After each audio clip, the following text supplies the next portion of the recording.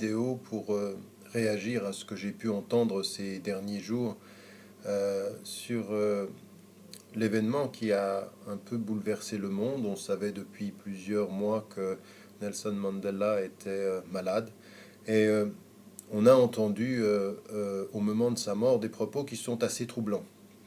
Des propos qui sont troublants de la part de musulmanes et de musulmans à travers le monde qui, au-delà de sa lutte, au-delà de ce qu'il a représenté, en sont arrivés à dire que d'un point de vue musulman, on ne pouvait rien dire et que c'était un homme qui était destiné finalement au pire tourment après la mort, puisqu'il n'était pas musulman et que l'on connaît en l'occurrence le verset qui dit et qui répète dans le Coran, Inna ad-dina inda Allahi l'islam, la religion auprès de Dieu c'est l'islam, et donc tous ceux qui ne sont pas musulmans sont par définition voués à la perte et à l'enfer dans la vie de l'au-delà.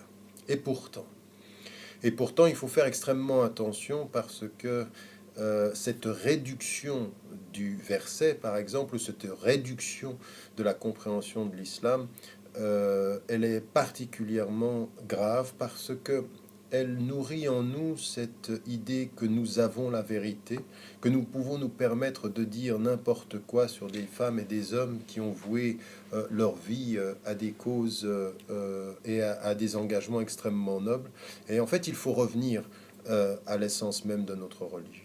En fait, ce que nous devons comprendre, c'est que il y a une dimension dans la création de l'homme où Dieu nous dit, ou ce que nous devons comprendre fondamentalement, c'est وَلَقَدْ كَرَّمْنَا بَنِي آدَمَ. Nous avons donné la dignité aux hommes, aux êtres humains. Et puis il y a un autre verset dans la sourate 49 qui nous dit Inna akramakum indallahi atqakum. Le plus noble parmi vous est celui qui a la conscience, la révérence amoureuse la plus profonde en Dieu. Et que ça, finalement, et taqwa, toute cette dimension de la révérence, de la piété, de la révérence amoureuse, c'est un secret que seul Dieu peut connaître, puisque Dieu connaît le secret des cœurs et personne d'autre.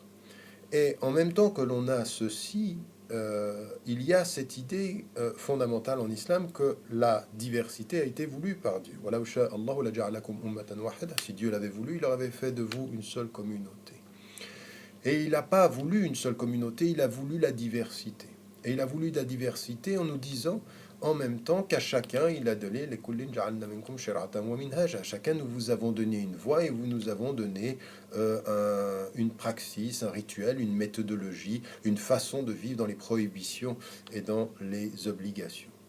Une fois qu'on a cette image générale de l'islam et qu'on comprend que Dieu a voulu la diversité, qu'il a voulu en même temps dans cette diversité les voies différentes, que ce qui nous est demandé, fastabekul khayrat, c'est-à-dire soyez dans la compétition du bien, dans la diversité, non pas dans le conflit, et qu'en même temps il dit dans le secret de cette collectivité faite de diversité, eh bien il y a l'élection qui est dans la nature même de votre conscience du rapport, de la relation avec Dieu, de cet amour révérentiel du divin, eh bien, qu'est-ce que ça nous amène à dire?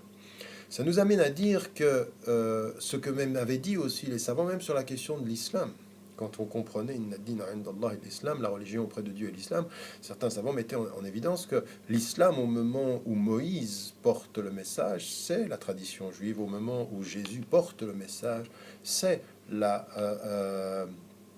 la tradition chrétienne, paix soit sur eux deux. Et puis, en l'occurrence, ensuite, il y a le message ultime. Et donc, en tant que musulmans, évidemment, nous pensons que c'est la vérité.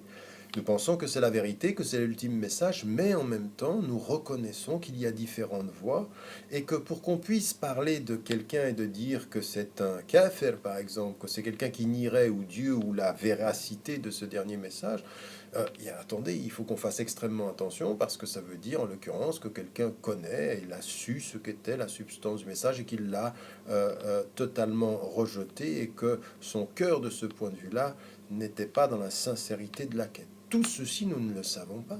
Tout ceci, nous ne pouvons pas commencer à juger les gens. Et nous devons sortir en tant que musulmanes et musulmans de ce jugement, de cette attitude de jugement systématique, parce que ce n'est pas en mettant tout le monde en enfer que nous nous assurons le paradis. cette attitude, elle n'est pas vraie. Personne d'entre nous ne sait où il sera, où il ira, ce qu'il sera, ce qu'il en sera de lui. Et donc le mieux ici, c'est d'en venir à une dimension très importante en islam. Allahu A'lam.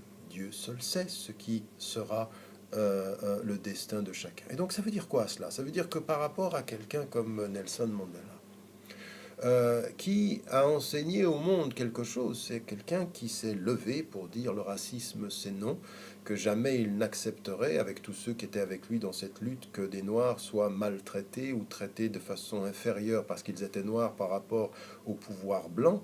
Eh bien, cet homme-là, il a tenu des principes que nous partageons tous, qui sont des principes universels, que n'importe quel musulman et n'importe quel musulman doit porté, lui, et il était lui-même entouré par des femmes et des hommes qui étaient des musulmans, qui ont été extrêmement fidèles, même si dans l'autre camp, on a même vu des savants et une autorité religieuse soutenir le régime de l'apartheid, parce que il y a même parmi les musulmans des gens qui sont lâches et qui soutiendront tous les pouvoirs, même les pires, alors qu'il y a eu des gens qui étaient de son côté.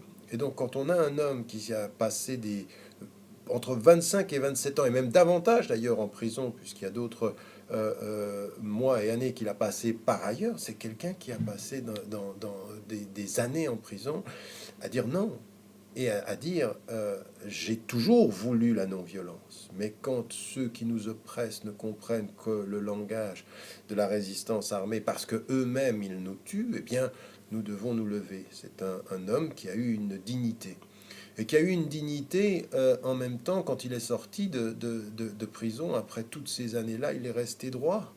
Il n'a pas été comme d'autres responsables. Je viens de rencontrer Aung San Suu Kyi récemment.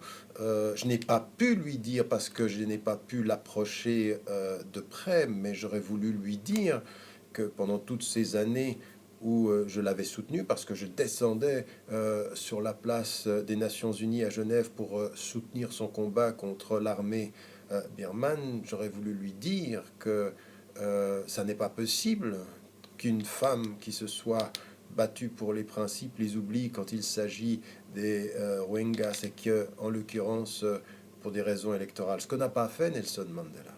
Donc il est resté droit et en plus de ceci, il s'est battu pour les causes du tiers-monde, il s'est battu pour les Palestiniens, il est allé jusqu'à dire au moment où il était à l'extérieur, au moment où il était président, que tant que les Palestiniens ne seront pas libérés du régime de la colonisation, eh bien l'Afrique du Sud n'aura jamais été complètement libérée. Et il comprenait parce qu'il savait que ceux qui ont soutenu le régime de l'apartheid, c'était des mêmes structures racistes qu'on peut trouver aujourd'hui en Israël et qui produisent la même politique. Il savait ceci et il savait en même temps que ces alliances étaient extrêmement claires et il est resté extrêmement clair sur ses principes aussi. Et donc un homme qui, en même temps, comme me le disait le président mauricien, il rend visite d'État au président mauricien. On est vendredi et c'est le moment de la prière. Le président mauricien qui est musulman ne sait pas comment faire. Il doit rester avec lui parce que c'est une visite d'État. Et c'est Nelson Mandela qui lui dit non, non, vous allez prier et je vous attends parce que vos obligations viennent avant votre invitation et votre bienséance. Voilà l'homme de respect, l'homme de principe et l'homme de cœur. On sait comment il était, même avec les plus pauvres, et il a terminé sa vie en défendant l'éducation. Quand on sait tout cela, on ne commence pas à faire ou à tenir des propos comme certains le font dans la communauté musulmane. On l'a entendu en Amérique du Sud, en Afrique du Sud, on l'a entendu en Occident, on l'a entendu en France, on l'a entendu en Belgique, à travers le monde, sur les réseaux sociaux, des choses absolument inacceptables.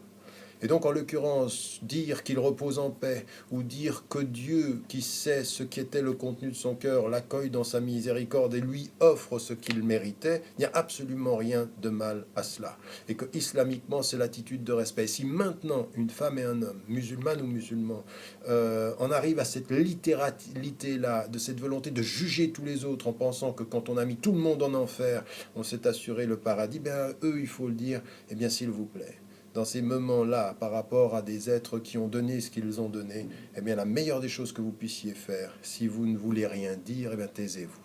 Ne commencez pas à insulter ceux qui disent, ne dites rien ou dites Allahu Alam, et votre silence sera le meilleur moyen de faire silence sur la personne qui est partie, mais en même temps de vous respecter vous-même. Parce que ce que vous dites aujourd'hui dans le jugement des gens, les mettant en enfer, qui êtes-vous pour pouvoir le faire?